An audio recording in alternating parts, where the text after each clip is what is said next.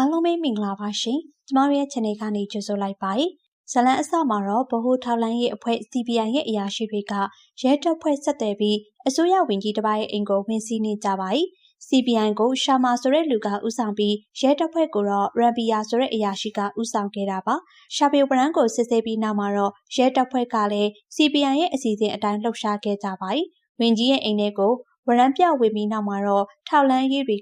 တယ်လီဖုန်းကြိုးတွေဖြတ်တောက်ကအိမ်ထဲကိုပိုက်စိတ်တိုက်ရှာခဲ့ပါတယ်။ဗီယိုတွေ၊စင်တွေ၊မျက်နှာချက်တွေ၊ကားထိုင်ကုန်းတွေ၊ဖျားစင်တွေစသဖြင့်နေရာအနှံ့ရှာပြီးမှတော့ဖွက်ထားတဲ့ငွေတွေနဲ့အတူစေတနာပစ္စည်းတွေကိုလည်းတွေ့ခဲ့ရတာပါ။တေချာတာကတော့ဒီပိုင်ဆိုင်မှုတွေ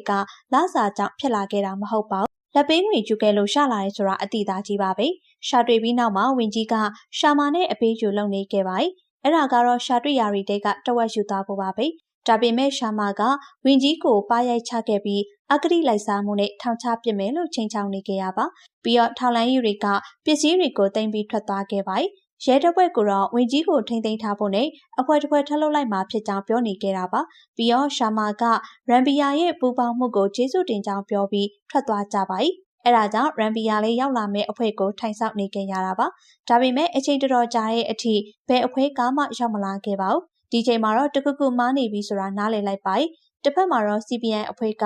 အဝိစားတွေလဲပြီးပစ္စည်းတွေယူကလူစုဖွဲ့သွားကြတာပါတကယ်တော့သူတို့ကလူလည်ဝိစာတွေပါပဲအကျိုးကြောင့်လိုက်စုံစမ်းနေတဲ့ရန်ပီယာကလည်းအလိန်ခံလိုက်ရပြီဆိုတာသိသွားခဲ့ပါတယ်အဲ့ဒါကြောင့်ဝင်ကြီးကိုလူမာသွားကြောင်းတောင်းပန်ခဲ့တာပါအမှုဖွင့်ဖို့ပြောပေမဲ့ဝင်ကြီးကဒီသတင်းကိုဖုံးထားဖို့ပြောခဲ့ပါတယ်အဲ့ဒါကြောင့်ဒီသတင်းတွေထဲမှာလည်းမပါလာခဲ့ပါဘူးဒီအဖွဲ့ကလက်စားတဲ့အစိုးရအရာရှိတွေရဲ့အိမ်ကိုဒီလိုနီးလန်းနဲ့ဝင်လိန်ခဲ့တာအချိန်ပါမနေတော့ပါဘူးဒါပေမဲ့တစ်ဖက်ကလည်းလက်ယူခဲ့တာပေါ်သွားမှဆိုလို့ဘယ်ကိုမှမတိုင်ခဲ့တာပါဒီလိုနဲ့လူလိန်ဝိစာတွေလည်းအခြေအနေကောင်းနေခဲ့ပါတယ်သူတို့အဖွဲ့မှာအဓိကလူ၄ယောက်ပါပါတယ်အဲ့ဒီသူတွေကတော့အကျေးချာမာဂျိုကင်တာနဲ့အကေဘဲတို့ပါပဲဒီကိစ္စတွေရဲ့ညံကြီးရှင်ကတော့အကျေးဖြစ်ပါတယ်ရှာမာကတော့အသက်ကြီးလို့အမြဲတမ်းခေါင်းဆောင်အဖြစ်ဟန်ဆောင်ရတာပါအဲ့ဒီကိစ္စပြီးတော့ရှာမာလည်းသမီးဖြစ်သူရဲ့မင်္ဂလာပွဲအတွက်အစီအစဉ်နေခဲ့ပါတယ်အဖွဲ့သားတွေလည်းသူ့အိမ်ကိုစုဝေးရောက်နေခဲ့ကြတာပါမင်္ဂလာပွဲကိုချီးမြှောက်ဖို့ဖြစ်တယ်လို့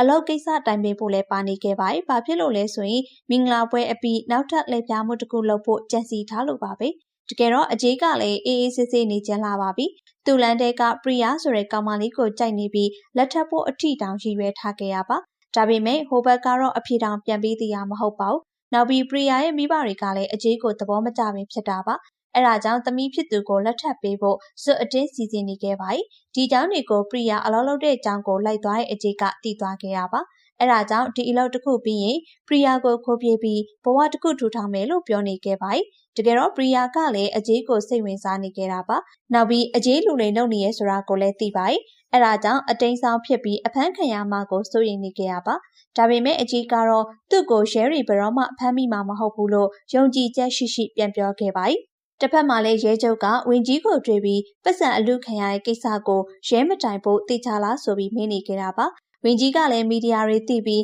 းကိစ္စတွေပိုရှုပ်ကုန်မှဆိုလို့တိုင်ချက်မဖွင့်တော့ဘူးလို့ပြန်ပြောခဲ့ပါတယ်ဒါပေမဲ့လည်းရဲချုပ်ကတော့ဒီကိစ္စမှာပါခဲ့ရန်ပီယာနဲ့အမျိုးသမီးရဲမီရှန်တီတို့ကိုစုံကုန်ဖွဲ့စစ်ဆေးနေခဲ့ရပါအဲ့ဒီအချိန်တွင်းမှာတော့တာဝန်မှခဏရပ်ထားခဲ့ပါတယ်နောက်ပြီးသူတို့ကိစ္စတွေကိုဝါစင်လို့ခေါ်တဲ့CBI အေဂျင့်တူလည်းပါလာခဲ့ပါတယ်။ဘာဖြစ်လို့လဲဆိုရင်လူလိမ်အဖွဲ့က CBI ဟန်ဆောင်ပြီးလှုပ်ရှားနေလို့ပါပဲ။တရက်မှာတော့လူလိမ်အဖွဲ့ဝင်လို့တန်တရားဖြစ်ရသူတဦးကိုတွေ့ပြီးရဲတွေကလိုက်ဖမ်းခဲ့ပါတယ်။ဒါပေမဲ့ပြေးလန်းပိတ်မိသွားတဲ့တန်တရားရှိသူကအ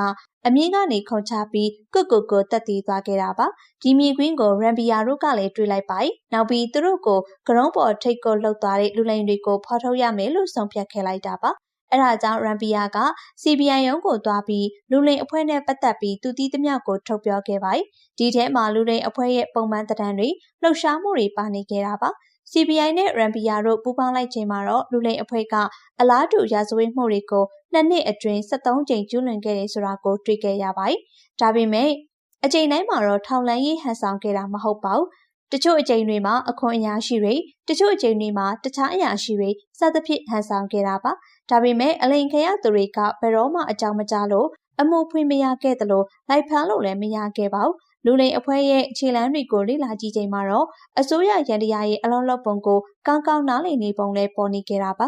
အဲ့ဒါကြောင့်ဒီလူတွေက CPI ဟောင်းမဟုတ်ရင်ရဲရာရှိဟောင်းတွေပဲဖြစ်မယ်ဆိုပြီးယူဆနေခဲ့ပါတယ်။ဒါပေမဲ့ဒီလိုလုပ်လေလေ CPI နဲ့ရဲတွေကပဲတိတ်ခါကြလေလေဖြစ်နေကြတာပါ။နောက်ဆုံးဝါစင်နဲ့ရန်ပီယာတို့ပူးပေါင်းပြီးလူလိမ်တွေကိုဖမ်းဆီးဖို့ဆုံးဖြတ်ခဲ့လိုက်ပါတယ်။တစ်ဖက်မှာတော့အကြီးတို့အဖွဲ့ကကလကတားကိုသွားပြီးစီးပွားရေးလုပ်ငန်းရှင်တယောက်ရဲ့ရုံးခန်းကိုဝင်စီးခဲ့ပါတယ်။ဒါပေမဲ့အခန်းထဲဝင်လိုက်ချိန်မှာထောက်လန်းရေးတွေကြိုးရောက်နေပြီးရှောက်ဖွေမှုတွေလုပ်နေကြတာပါ။ဒီချိန်မှာတော့သူတို့လည်းဝင်ငွေခွန်အရာရှိတွေဖြစ်ကြောင်းပြောပြပြီးသူတို့ဘာသာဖန်တီးထားတဲ့ဝရံကိုတစ်ချက်ကြည့်လိုက်ပါတယ်။နောက်ပြီးမှအခန်းမဝင်လာခဲ့တာဖြစ်ကြောင်းပြောပြီးတခြားအခန်းကိုထွက်သွားကြတာပါ။တကယ်တမ်းမှာလည်းသူတို့ကအခန်းမဝင်သွားခဲ့တာဖြစ်ပါတယ်။သူတို့ဦးတီရဲ့အခန်းကိုရောက်ချိန်မှာတော့ထုံးစံအတိုင်းတယ်လီဖုန်းကြိုးတွေကိုဖျက်လိုက်ပြီးကြောင်ကြိုကြောင်ကြားမချမ်းရှာဖွေပါ။ဒီခန်းထဲမှာလည်းတရားမဝင်ငွေတွေနဲ့လက်ဝဲလက်စားအတော်များများရှာတွေ့ကြရတာပါ။ဒါပေမဲ့သူတို့ဒါတွေကိုအထုပ်လိုက်အထည်လိုက်ယူပြီးထွက်သွားရင်ပတ်ဝန်းကျင်ကရောထောင်လန်းရည်တွေကပါဟိုတင်တီတင်ဖြစ်မှာဆိုလို့နီးလန်းရှာရပါ။ဒီချိန်မှာတော့အကြီးကခက်တီတီနဲ့ထောင်လန်းရည်တွေစီသွားပြီးသူတို့နဲ့လာတဲ့ရဲတွေကိုတက်သေးပစ္စည်းဝိုင်းတယ်ပေးဖို့အကူအညီတောင်းခဲ့ပါ။ဟိုဘက်ကလည်းအခွန်ဌာနကလူတွေထင်ပြီးငွေနဲ့ပစ္စည်းတွေကိုကားပေါ်လိုက်တင်ပေးခဲ့တာပါ။သူတို့နေရာကိုပြန်ရောက်တော့ထုံးစံအတိုင်းအဝတ်စားလဲပြီးလူစုခွဲလိုက်ကြပါ။ဒီအကြောင်းကို CPI အဖွဲ့သားတွေပြန်ပြောလို့ဝါစင်လဲတည်ခဲ့ရတာပါ။အဲ့ဒါကြောင့်ဘသူမှအမှုမဖွင့်ပေမဲ့သူကတော့သတင်းစာတွေထည့်လိုက်ပါ။ဒီသတင်းကိုတွေ့ရရှာမာတို့လည်းနည်းနည်းစိုးရိမ်သွားပါ။တစ်ဖက်မှာလည်းရန်ပီယာကရှာမာရဲ့ဓပုံကိုတွေ့သွားပြီးဝါစင်ကိုသွားပြခဲ့တာပါ။လောက်ရကန်ရနည်းနည်းကြက်တဲလောက်မှဖြစ်လို့ရှာမာတို့လည်းနားကျင်တမ်းပြီးဆိုတာသဘောပေါက်ခဲ့ပါ။ဒါပေမဲ့လည်းနည်းနည်းထက်ရှာခြင်းသေးလို့အချီကြီးတစ်ခေါက်လှုပ်ရှားပြီးမှအနားယူဖို့ဆုံးဖြတ်ခဲ့ကြတာပါ။ပြီးတော့ဘယ်လိုလှုပ်ရှားကြမလဲဆိုတာကိုစီနီလက်ရှာနေခဲ့ကြပါ။အဲ့နောက်မှာတော့အကြီးဟာပရိယာရှိရာအကြောင်းကိုသွားပြီးတွေ့နေခဲ့ရပါ။တစ်ဖက်မှာတော့ဝါစင်ကရှာမာရဲ့ရုပ်ကိုမြင်ပြီးနောက်မှာအိမ်လိပ်စာလေးစုံစမ်းနိုင်ခဲ့ပါ။ပြီးတော့တပည့်တယောက်ကိုတယ်လီဖုန်းပြင်နေလူလို့ဟန်ဆောင်ပြီးလွတ်ခဲ့တာပါ။ဖုန်းလိုင်းကိုသူတို့ကကြိုဖြတ်ထားတာကြောင့်ရှာမာကလည်းရှုံပြီးအိမ်ထဲပေးဝင်ခဲ့ပါ။ဝါစင်ရဲ့လူကတယ်လီဖုန်းပြင်ချင်အောင်ဆောင်ပြီးဖုန်းလက်ကင်ထဲမှာကိုးနားထောင်နိုင်တဲ့ကိရိယာလေးထည့်ခဲ့လိုက်တာပါ။တစ်ဖက်ကအကြီးနဲ့တွေ့နေတဲ့ပရိယာကတော့သူ့ကိုလာခိုးတယ်ထင်ပြီးဝမ်းသာနေခဲ့ပါသေးရဲ့။နောက်တော့မှအကြီးကသူ့အလုပ်အကြောင်းလာပြောတာကိုသိပြီးစိတ်ပြတ်သွားတာပါ။ဒါပေမဲ့အကြီးကတော့သူ့ရဲ့အစီအစဉ်ကိုပြောရှာပါ။ဒီတစ်ခါလှုပ်ရှားပြီးရင်ခိုးပြေးမယ်ဆိုပြီးပြောခဲ့တာပါ။ခိုးပြေးမယ်ဆိုလို့သူ့ကိုလာခေါ်မယ်ဆိုပြီးပရိယာကထင်နေပါသေးရဲ့။ဒါပေမဲ့အကြီးကအဲ့ဒီနေ့လင်းရင်ကွင်းမှာအသင်ဆောင်နေဖို့ပြောခဲ့ရပါ။ပရိယာကတော့အကြီးတစ်ခုခုဖြစ်ပြီးကိုရမလိုက်ရမှာကိုစိုးရင်နေပါ။အကြီးကတော့ထုံးစံအတိုင်းသူအောင်မြင်မယ်လို့ confident တွေရှိနေကြတာပါ။အဲဒီနောက်မှာအကြီးကဘုံဘေကိုသွားပါ။ဟိုတယ်ရောက်ချိန်မှာတော့ရှာမာစီကိုဖုန်းဆက်လိုက်ပြီးသူ့ရဲ့အစီအစဉ်တွေကိုပြောလိုက်ပါ။ဒီအကြောင်းတွေကိုခိုးနားထောင်နေတဲ့ဝါစင်တို့ကလည်းသိသွားကြတာပါ။ပြီးတော့အကြီးဖုန်းဆက်တဲ့နေရာကိုလည်းခြေရာခံနိုင်ခဲ့ပါ။အဲဒါကြောင့်အကြီးတို့အဖွဲ့ကိုလိုက်ထောက်လှမ်းဖို့တပည့်တွေကိုမှားခဲ့လိုက်ပါ။ပြီးတော့အကြီးတို့အဖွဲ့နဲ့ပတ်သက်သမျှစုံစမ်းထောက်လှမ်းဖို့ဘုံပေမှာရှိတဲ့အဖွဲ့တွေကိုတက်လှန့်ထားခဲ့လိုက်တာပါ။နောက်ရက်မှာတော့အကြီးလဲမျိုးရဲသွားပြီးတစိမ့်အတုတွေသွားလုံနေခဲ့ပါ။ပြီးတော့သတင်းစာတိုက်တစ်ခုစီသွားပြီးအလောက်ခေါ်ကြော်ညာထည့်ခဲ့ရပါ။သူက project တစ်ခုအတွက်ထက်ထက်မြက်မြက်ရှိသူတွေအလုံးရှိကြောင်းကြော်ညာထည့်ခဲ့ရဖြစ်ပါ။အဲဒီနောက်မှာတော့လိုက်လာတဲ့အဖွဲ့သားတွေနဲ့တွေ့ဆုံခဲ့တာပါ။ဟိုတယ်ရောက်တဲ့အချိန်မှာတော့အဖွဲ့သားတွေလည်းအကြီးရဲ့အစီအစဉ်တွေကိုနားမလည်လို့ဝိုင်းမေးခဲ့ကြပါ။ဘာဖြစ်လို့လဲဆိုရင်အကြီးကလူတွေအများကြီးခေါ်ခဲ့လို့ပါပဲ။ပုံမှန်ဆိုရင်လှုပ်ရှားမှုတိုင်းကိုသူတို့၄ယောက်ပဲဆောင်ရွက်ကြတာပါ။အဲဒါကြောင့်လူများပြီးအမှားယွင်းဖြစ်နေမှာကိုစိုးရိမ်နေခဲ့ကြပါ။အကြီးကတော့ဒီတစ်ခါအချီကြီးပွားမှာဆိုပြီးသူ့ရဲ့အစီအစဉ်တွေရှင်းပြခဲ့တာပါ။အားလုံးနားထောင်ပြီးနောက်မှာတော့အဖွဲ့သားတွေလည်းအကြီးကိုဝိုင်းပြီးချီးကျူးနေခဲ့ကြပါ။ဘာဖြစ်လို့လဲဆိုရင်အကြီးတို့သွားလိုက်မှာကဘုံပီမှာရှိတဲ့နာမည်ကြီးရတနာပစ္စည်းရောင်းချတဲ့ဆိုင်ကြီးဖြစ်နေလို့ပါပဲ။ဒီတချီသာအောင်မြင်ခဲ့ရင်သူတို့လည်းဒီအလုပ်တွေဆက်လုပ်စရာမလိုတော့ပါဘူး။တစ်ဖက်မှာလည်းဝါစင်တို့အဖွဲ့ကအကြီးတို့ရဲ့ခြေလမ်းကိုအမြဲထောက်လှမ်းနေကြရပါ။သတင်းစာတွေမှာလူခေါ်ကြော်ညာတွေရောသူ့အဖွဲ့တွေက2ယောက်ကိုအသွင်ယူပြီးသွားလျှောက်ခိုင်းခဲ့ပါ။အင်တာဗျူးနေ့မှာတော့လူအတော်များများကလာဖြေခဲ့ကြတာပါ။အကြီးတို့ကလည်းအဲဒီလူတွေကိုအင်တာဗျူးပြီးလက်ရွေးစင်26ယောက်ရွေးခဲ့ပါ။အဲဒီထဲမှာဝါစင်ရဲ့တပည့်2ယောက်လည်းပါနေခဲ့တာပါ။အကြီးကတော့အရွေးခံရသူတွေကိုသူတို့က CPI အရာရှိတွေဖြစ်ပြီးစီးနှင်းမှုတွေအတွက်နောက်နေ့မှလေ့ကျင့်လုပ်ပေးမယ်ဆိုပြီးတန့်ဖြုတ်ခဲ့ပါ။အဲဒါကြောင့်အရွေးခံရတဲ့သူတွေလည်းအသီးသီးအိမ်ပြန်သွားခဲ့ကြတာပါ။ဝါစင်ရဲ့တပည့်2ယောက်ကတော့ဆရာစီကိုတန်းသွားခဲ့ပြီးသူတို့သိရသမျှသတင်းပို့ခဲ့ပါ။နောက်ရက်မှာတော့အကြီးလဲရွေးထားတဲ့သူ26ရက်အတွက် ID အတုတွေပြင်ဆင်နေကြရပါ။နောက်ပြီးတော့ကိုယ့်အခန်းမှာကိုပြန်ပြီးအနားယူနေခဲ့ကြပါ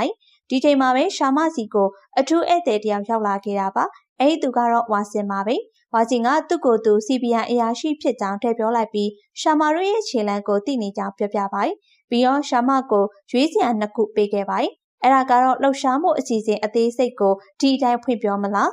းရိုက်စစ်ရမလားဆိုတာပါပဲရှာမကလည်းအသားနာမခံခဲ့ပါဘူးသူသိထားတဲ့အကြီးရဲ့အစီအစဉ်တွေကိုအိတ်သွန်ဖာမောက်ထုတ်ပြောခဲ့တာပါအကြီးရဲ့အစီအစဉ်မှာတော့မနက်ဖြန်ညနေ3 နာရီမှာဘုံပေရဲ့အကြီးဆုံးလက်ဝှေ့ရတနာဆိုင်ကို CBN အဖွဲ့ဟန်ဆောင်ပြီးဝင်စီးကရတနာတွေကိုယူလာခဲ့ဖို့ဖြစ်ပါတယ်ဒီချိန်မှာဝါစင်ကမေကွန်းထပ်ထုတ်ခဲ့တာပါအဲ့ဒါကတော့လူအများကြီးတကယ်လို့ရလားဆိုတဲ့အကြောင်းပါပဲရှာမာကတော့လူများလေးတစ်ဖက်ကယုံကြည်ဖို့ပိုလွယ်လေးဖြစ်ကြောင်းပြောပြခဲ့ပါတယ်အဲ့နောက်အစီအစဉ်အသေးစိတ်ကိုဆက်ပြောခဲ့တာပါသူတို့ကငားထားတဲ့လူတွေကို2 နာရီခွဲမှာဟိုတယ်ရှိလာခိုင်းထားခဲ့တာဖြစ်ပါတယ်အဲ့နောက်ဘတ်စကားတစ်စီးပေါ်စုခေါ်သွားပြီးရတနာဆိုင်ကိုခက်တီတီနဲ့ဝင်စီးကပစ္စည်းတွေယူလာခဲ့မှာပါပြီးရင်ကျန်တဲ့သူတွေကိုထားခဲ့ပြီးသူတို့အဖွဲ့ကတော့ပစ္စည်းတွေနဲ့အတူလူစုခွဲပြီးထွက်ပြေးကြမှာဖြစ်ပါတယ်ဒီအကြောင်းတွေကိုတေချာနားထောင်နေတဲ့ဝါစီရဲ့စိတ်ထဲမှာရုတ်တရက်မိကွန်းတစ်ခုပေါ်လာခဲ့တာပါအဲ့ဒါကတော့အကြီးရဲ့ဘဝအကြောင်းပါပဲရှာမာကလည်းဒီအကြောင်းကိုရိုက်မစစ်ရပဲအကုန်ထုတ်ပြောခဲ့ပါတယ်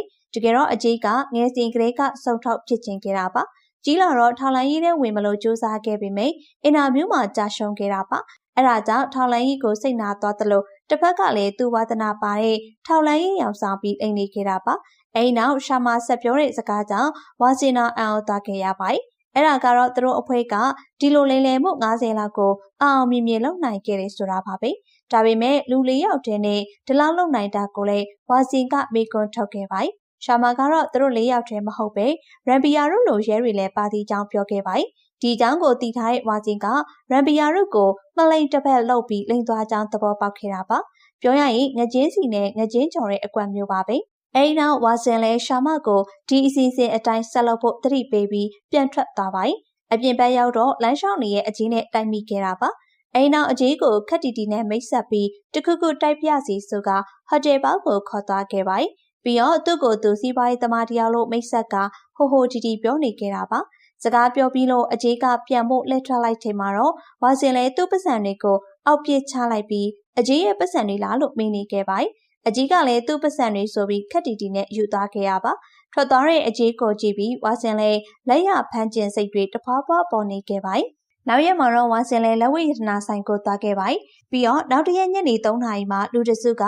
CBN အယောင်ဆောင်ပြီးဆိုင်လေးကရတနာတွေကိုအနုကျန်းစီမှာဖြစ်ကြောင်းပြောပြခဲ့တာပါပြီးတော့ဆိုင်ကလက်ဝဲရတနာတွေကိုအတုတွေနဲ့လဲပြီးအစ်စ်တွေကိုတော့လုံခြုံတဲ့နေရာမှာတင်ထားဖို့ပြောခဲ့ပါတယ်တိုင်ပိုင်ရှင်ကလည်းပဒိန်လုံးတဲ့နေရာမှာတင်လို့ရကြောင်းပြောခဲ့ရပါပြီးတော့ဝါစီရဲ့စကားအတိုင်းလက်ဝဲရတနာတွေကိုအတုတွေနဲ့လဲခဲ့လိုက်ပါတယ်ဒါပေမဲ့ဝါစီကိုတော့မေကွန်းတစ်ခုမေးခဲ့လိုက်တာပါအဲ့ဒါကတော့တရားခံတွေကိုသိပေမဲ့ဘာလို့မဖမ်းတာလဲဆိုတာပါပဲဝါစီကလည်းတက်သေးမရှိရကြောင်းလို့ပြန်ဖြေခဲ့ပါတယ်နောက်ပြီးမနှက်ပြန်ကြရင်ဒီအဖွဲ့တွေကိုဖမ်းမှဖြစ်လို့စိတ်မပူဖို့ပြောခဲ့တာပါအဲ့နောက်သူ့အဖွဲ့တွေကိုဆိုင်ရဲ့ပတ်ဝန်းကျင်မှာလုံခြုံရေးယူခိုင်းလာပါတယ်အရေးကြောင်းရှိရင်ပြစ်ခတ်ဖို့ဆိုပြီးစနိုက်ပါသမားတွေကိုတော့ခေါင်မိုးပေါ်မှာနေရာယူထားခိုင်းခဲ့တာပါတစ်ဖက်မှာလည်းအကြီးကသူငားထားတဲ့လူတွေကိုလေ့ကျင့်ပေးပြီးနောက်အစင်သစ်ဖြစ်နေခဲ့ပါပြီပြီးတော့နေ့လယ်စာစားခိုင်းပြီး2 နာရီခွဲအချိန်ကိုစောင့်နေခဲ့တာပါ2 နာရီခွဲအချိန်မှာတော့အားလုံးကိုဘတ်စကားပေါ်တက်ခိုင်းလိုက်ပါတယ်ရှာမာကတော့ဘတ်စကားနဲ့လိုက်သွားပြီးသူပြောတဲ့အတိုင်းလိုက်လုပ်ဖို့ပြောနေခဲ့တာပါတစ်ဖက်မှာလည်းဝါစင်ကအဖွဲ့သားတွေကိုသူ့အမိတ်ပေးမှလှုပ်ရှားဖို့ပြောပြီးအသင့်ဆောင်နေပါတယ်ဒီချိန်မှာရှာမာကရဲစခန်းရှိကိုရောက်လာခဲ့တာပါပြီးတော့သူကဝရမ်းသွားတောင်းလိုက်အောင်မယ်လို့ပြောပြီးကားပေါ်ကဆင်းသွားပါတယ်ကားကိုတော့ရတနာဆိုင်ရှိကရက်ဆောင်ဖို့ပြောခဲ့တာပါနောက်ပြီးသူဖြစ်ဖြစ်အကြီးဖြစ်ဖြစ်မရောက်လာမချင်းကားပေါ်ကမဆင်းဖို့မှာနေခဲ့ပါတယ်ပြီးတော့အပြင်ကရဲတယောက်ကိုစကားသွားပြောနေခဲ့ရပါဒါပေမဲ့ဝရမ်းတောင်းတာမဟုတ်ပဲလမ်းသွားမေးနေခဲ့တာဖြစ်ပါတယ်ဘတ်စကားထွက်သွားပြီးနောက်မှာတော့လူ2 ယောက်ကသူ့ကိုလာခေါ်ခဲ့တာပါအဲ့ 2 ယောက်ကတော့ရဲအရာရှိရန်ဘီယာနဲ့ရှန်တီတို့ပါပဲတကယ်တော့သူတို့တွေကတစ်ဖွဲ့တည်းဖြစ်ပါတယ်အဲ့နောက်မှာတော့သူတို့အဖွဲ့လဲဗရိန်ဖို့ကိုသွားပြီး CBN အယောင်ဆောင်ကတင်ထားရတနာတွေကိုယူခဲ့ပြီးထွက်ပြေးခဲ့ပါတယ်သူတို့ရဲ့ထုံးစံအတိုင်းတယ်လီဖုန်းကြိုးတွေကိုတော့ဖြတ်ထားခဲ့ရပါဆိုင်ရှိမှာအသွင်ယူစောင့်နေတဲ့ဝါစီနိုအုပ်စုကဘတ်စကားကြီးထိုးရက်လာတာကိုတွေ့ပြီးသတိအနေထားနဲ့စောင့်နေကြပါတယ်ဒါပေမဲ့အချိန်တော်တော်ကြာတဲ့အထိလှုပ်ရှားမှုမတွေ့ရလို့ထူးဆန်းနေဆိုပြီးတွေးနေကြတာပါကားပေါ်မှာလည်းလူအပြေးဖြစ်နေလို့မှားစရာလည်းမရှိနေပါဘူးဒီချိန်မှာပဲတပည့်တယောက်အမော်တကောပြေးလာပြီးသတင်းတစ်ခုပေးခဲ့ပါတယ် အဲ့ဒါကတော့ပတိန်ဖိုမှာအကြီးတို့အဖွဲ့ကအနုကျန်းဝင်စီးသွားခဲ့ပြီဆိုတာပါပဲဒီကြောင့်ကြတော့ဝါစင်လေးဘတ်စကားပေါ်ပြေးသွားပြီးအပေါ်လူတွေကိုစစ်ဆေးနေခဲ့ပါအဲဒီတော့မှဒီလူတွေကငှားထားတဲ့တီချက်တွေဖြစ်ကြောင်းသိသွားခဲ့တာပါနောက်တော့ဒီကိစ္စမှာရန်ပီယာတို့ပါနေရဲဆိုတဲ့ကိစ္စကိုလည်းသိသွားခဲ့ပါဒီချိန်မှာပဲရှာမာတခါကပြောခဲ့ရန်ပီယာတို့ပါတယ်ဆိုတဲ့စကားကိုနားလည်သွားပြီးရဲမိနေခဲ့ရပါဒါပေမဲ့ပြောလို့ရှိတာမဟုတ်ပဲအောင်တန်တန်နဲ့ရဲနေခဲ့တာဖြစ်ပါတစ်ဖက်မှာတော့အကြီးတို့ကလေရင်နဲ့ထွက်ပြေးသွားကြပြီးအတင်းဆောင်နေတဲ့ပရိယာလည်းတခါတည်းလိုက်သွားခဲ့တာပါတပတ်လောက်ကြာမှာတော့ဝါစင်စီကိုစာအိတ်တအိတ်ရောက်လာခဲ့ပါဖွင့်ကြည့်လိုက်တော့အစာတစောင်နဲ့ငွေတချို့ကိုတွေ့ပါဒီငွေကတော့သူ့စီကအကြီးကတီတီနဲ့ယူသွားတဲ့ငွေတွေပါပဲစာထဲမှာတော့ဝါစင်စီကပတ်စံကိုမယူရလို့ပြန်ပြီးကြောင်းရေးထားခဲ့ပါဝါစင်လဲစာဖတ်ပြီးအောင်တတ်ဖြစ်နေခဲ့ရတာပါနောက်ပြီးအဲဒီနောက်ပိုင်းမှာလည်းအကြီးတို့အဖွဲလိုက်ဇက်မြုပ်သွားခဲ့ရကြောင်းဘလို့မှလိုက်မဖမ်းနိုင်ခဲ့ပါဘူးဒီချိန်မှာအကြီးကတော့ဇနီးတဲ့အပရိယာနဲ့အတူတာယာနေခဲ့ရဖြစ်ကြောင်းဝေမျှလိုက်ရင်ဗီဒီယိုလေးကိုနီကွန်ချုပ်လိုက်ပါအဆုံးထိကြည့်ရှုပေးခဲ့တဲ့အတွက်ကျေးဇူးတင်ပါတယ်ရှင်